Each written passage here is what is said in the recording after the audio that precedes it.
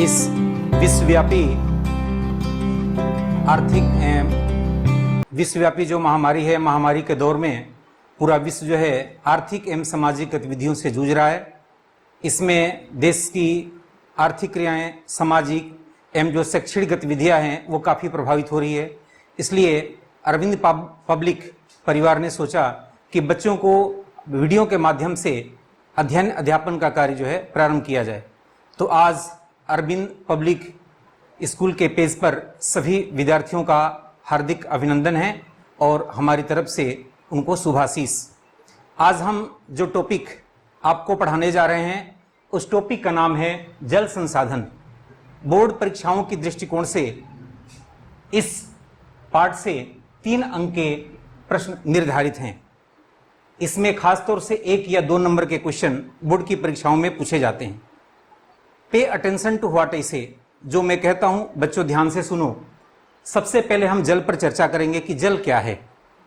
हम सभी जानते हैं, छोटी कक्षाओं से पढ़ते आ रहे हैं कि जल प्रकृति के द्वारा प्रदत्त एक अनुपम उपहार है।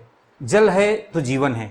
जल समस्त मानवीय एवं जैविक क्रियाओं के लिए नितांत आवश्यक है।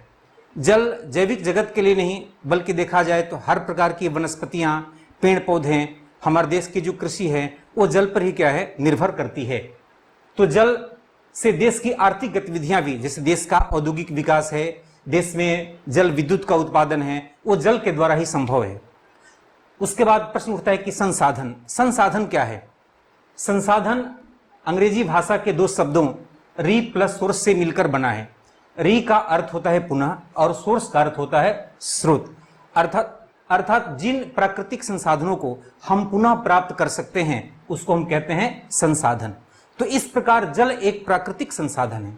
अब यह प्रश्न उठता है कि जल को हम प्राकृतिक संसाधन या संसाधन क्यों कहते हैं। प्रकृति में अनेक प्रकार की वस्तुएं उपलब्ध हैं, विद्यमान हैं, लेकिन वह संसाधन जब तक नहीं कहे जाते हैं जब तक मानव उसका उपयोग नहीं करता है।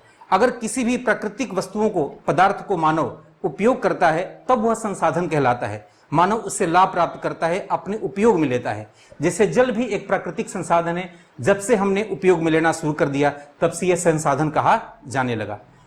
तो अब देखा जाए तो जल मानवीय जगत के लिए, मानव के लिए आवश्यक है। पृथ्वी के धरातल पर 71% जो है वो जल है, 29% क्या है स्थल है। इसमें भी जो 71% जल है एक बहुत बड़ा भाग वो महासागरों में क्या है विद्यमान है। उसका भी जल क्या है एक खारे पानी के रूप में है, उसका पानी खारा है जिसका हम उपयोग नहीं कर सकते हैं, हमारे लिए वो व्यर्थ है ये। इसी प्रकार से जो 3% जल है वह मानव उपयोग हेतु है, मानव उसका उपयोग करता है। और मानव के उपयोग में क्या आता है, इस जल का हम पीने के लिए, सिंचाई के लिए और आर्थिक गतिविधियों के लिए।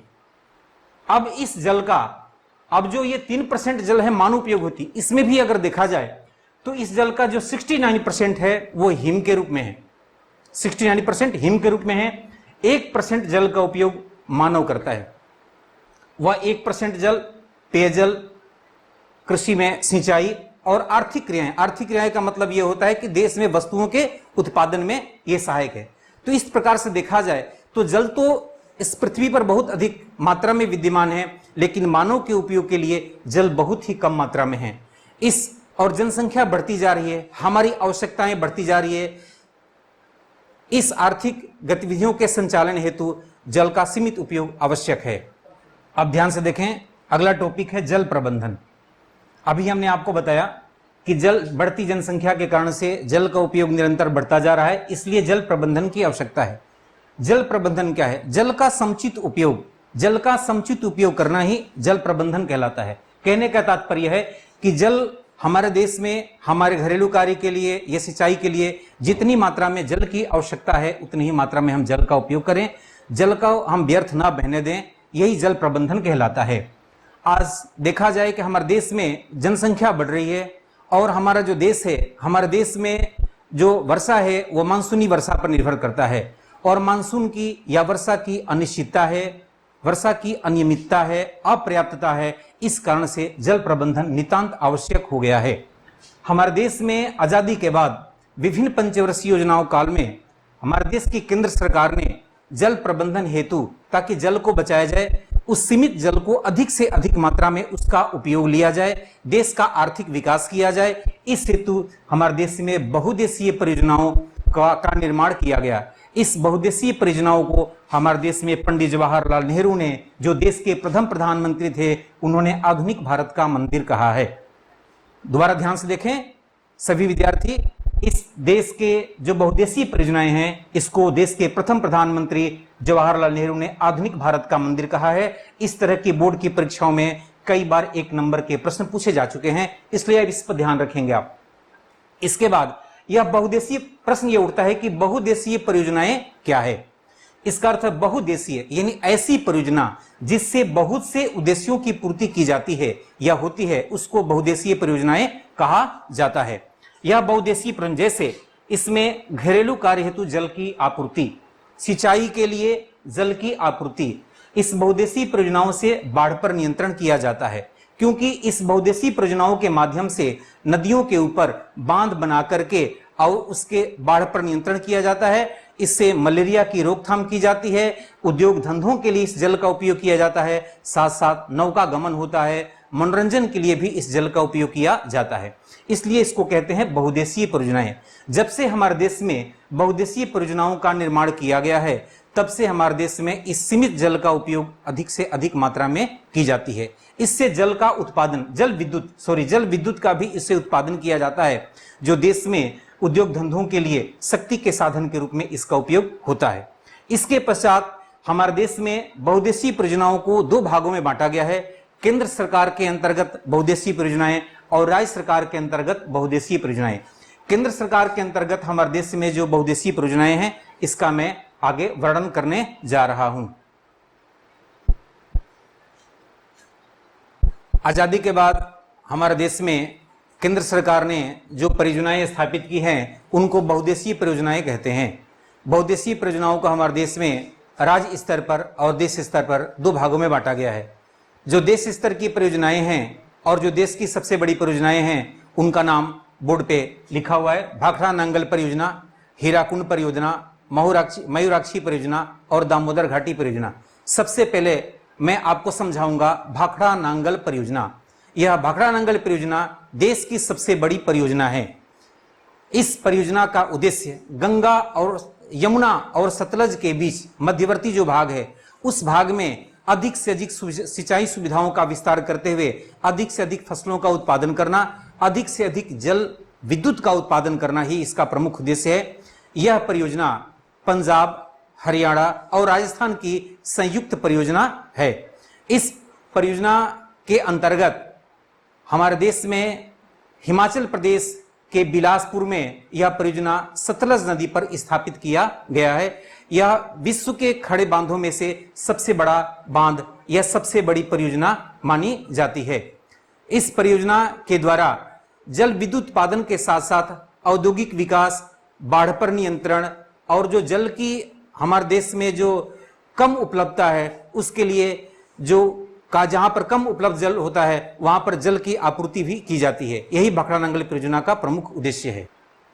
हीराकुंड परियोजना प्रायद्वीपीय भारत की एक यह महत्वाकांक्षी परियोजना है। यह हीराकुंड परियोजना उड़ीसा राज्य में महानदी पर बनाया गया है। वैसे देखा जाए तो जो महानदी है, उड़ीसा राज्य को महानदी का सुख कहा जाता है। सुख इसलिए कहा जाता है कि अक्सर इस नदी में बाढ़ आया करती है, जिससे जन धन का काफी नुकसान होता है इस उड़ीसा राज्य में, इसलिए इसको सुख कहते हैं महानदी को उड़ीसा राज्य का। यह महत्वाकांक्षी योजनाएं इसलिए कही जाती है क्योंकि ग्रीष्म काल में इस नदियों में पानी की कमी हो जाती है। इसलिए जिन क्षेत्रों में पानी की कमी होती है, उन पानी की कमी को दूर करने के लिए ही केंद्र सरकार ने इस नदी पर इस परियोजना का निर्माण किया है, जिससे नदियों का जो जल होता है उसका बहाव निरंतर जारी रहता है और कम क्षेत्रों में भी जल इससे उपलब्ध हो जाता है। इसमें हीराकुंड परियोजना के माध्यम से इस राज्य में विद्युत का उत्पादन बाकी परियोजनाओं की तरह ही विद्युत का उत्पादन, सिंचाई, घरेलू उपयोग, मछली पालन, मलेरिया पर रोकथाम इत्यादि के लिए किया जाता है।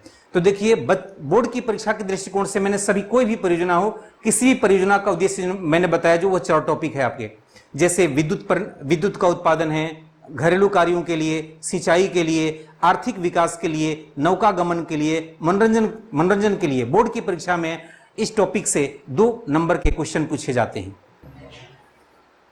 दामोदर घाटी परियोजना। दामोदर घाटी परियोजना दामोदर नदी पर बनाया गया है। दामोदर नदी को पश्चिम बंगाल का सूख कहा जाता है, क्योंकि इस दामोदर नदी में कई बार बाढ़ आई, जिसके कारण से पश्चिम बंगाल राज्य को काफ़ी नुकसान हुआ।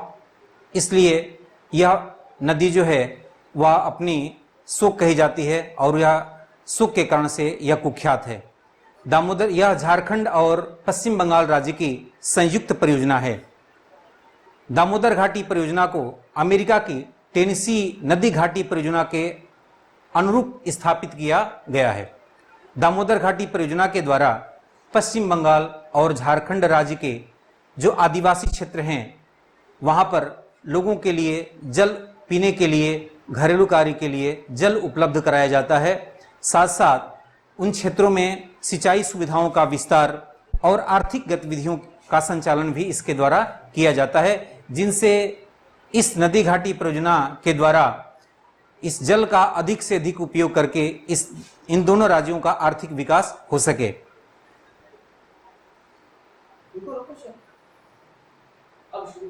राजस्थान नहर या इंदिरा गांधी परियोजना।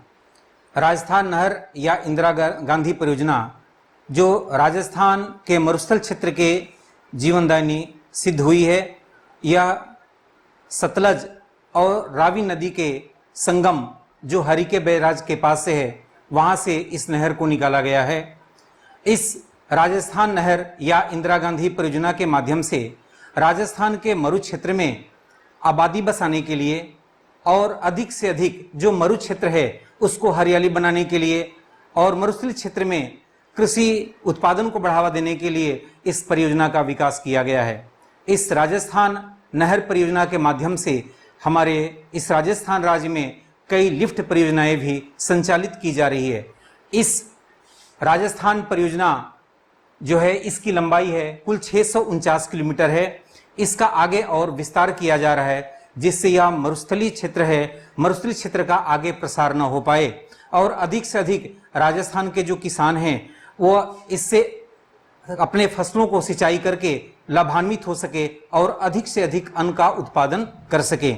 इस राजस्थान नहर या इंदिरा गांधी परियोजना के माध्यम से जो आपके राजस्थान की पाकिस्तान और भारत की जो अंतर्राष्ट्रीय सीमा है, अंतर्राष्ट्रीय सीमा पर अधिक से अधिक आबादी को बसाने के लिए भी इस परियोजना का विकास किया जा रहा है। इस राजस्थान नहर या इंदिरा गांधी नहर को इस राजस्थान की मरुगंगा कहते हैं। ध्यान से देखें बच्चे, ध्यान से मेरी बात सुने। इस इंदिरा गांधी परियोजना को राजस्थान की मरुगंगा कहा जाता है, जो राजस्थान राज्य के इस मरुस्थलीय क्षेत्र के लिए जीवनदायिनी सिद्ध हुई है और आगे भी इसका विस्तार होता रहेगा, जिससे राजस्थान का विकास और राजस्थान के मरुस्थलीय क्षेत्र का विकास होगा और इससे अंतर्राष्ट्रीय क्षेत्रों में आबादी बढ़ेगी और इससे सीमावर्ती क्षेत्रों में देश की सुरक्षा भी बढ़ती नजर आएगी। आज हम आपको यहीं तक पढ़ाएंगे, आप इस YouTube वीडियो चैनल पर बने रहेंगे। मैं अरविंद पब्लिक स्कूल की तरफ से राजेश कुमार मिश्रा, जो आपको सामाजिक विषय के अंतर्गत भूगोल का पहला चैप्टर जल संसाधन पढ़ाया मैंने। यह हमारा जो विद्यालय अरविंद पब्लिक स्कूल है, आप इस YouTube पे चैनल पे हमेशा बने रहेंगे। हमेशा प्रतिदिन आपको नए नए चैप्टर और टॉपिक जो है आपको इस YouTube चैनल के माध्यम से प्रेषित किए जाएंगे। हमारा यह जो विद्यालय है अरविंद पब्लिक स्कूल अपनी बेहतर शिक्षा, सर्वोत्तम बोर्ड परीक्षा परिणाम और अपनी बेस्ट फैकल्टी के लिए पूरे बीकानेर शहर में प्रसिद्ध है।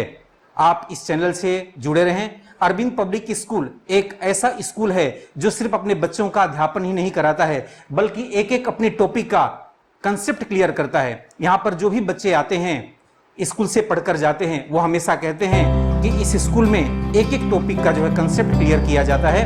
धन्यवाद।